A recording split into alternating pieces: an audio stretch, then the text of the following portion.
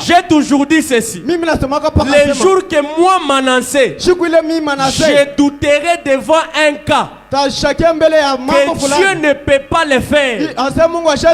Je serai l'homme le plus malheureux de la terre. Il n'y a pas une puissance qui dépasse la puissance du message. S'il y a une autre puissance, j'aimerais adhérer dans cette puissance-là. Mais tant qu'il n'y a pas une autre puissance, nous et le message de Frère Branham, il n'y a pas match, il n'y a pas photo. C'est jusqu'à la mort. Que le Seigneur bénisse. Frère Branham dit ceci. Est-ce que vous aimez Frère Branham? Je prends la brochure. Le prophète Michée. Du 26 avril 1961. Il y a le 26 avril 1961. Le paragraphe 51.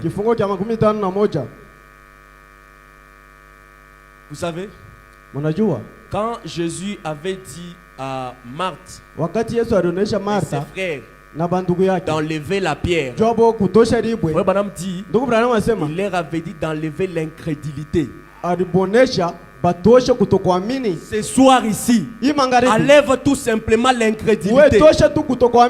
Écoutez, Frère Branham dit, quand Jésus et Marthe ont pris le chemin faisant vers le cimetière où Lazare est en train de sentir, Frère Branham dit, est-ce que vous croyez que Branham voit même dans les années qui est déjà passées? Branham c'est un prophète dont la conscience et le subconscience se collent ensemble. Et quand ça se colle ensemble, la vision apparaît. Ce soir, une vision doit apparaître. Quand Frère Branham est remonté, il a dit, je peux voir la maison dont Lazare restait. Un homme a appris que Jésus allait à la tombe de Lazare. Un homme a appris que Jésus allait à la tombe de Lazare. Il a commencé à arranger les vêtements de Lazare et les lits où Lazare dormait. Un autre à côté lui a posé la question, qu'est-ce qui se passe avec toi?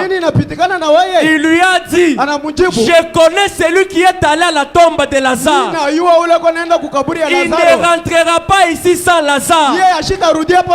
Je connais le Dieu de Branham quand il descend. Il ne peut pas rentrer au ciel sans ta réponse. Il ne peut pas aller au ciel sans t'exaucer ce soir. Frère Branham dit, quand ils sont arrivés là, il a dit, enlevez la pierre. La pierre qui typifiait l'incrédulité.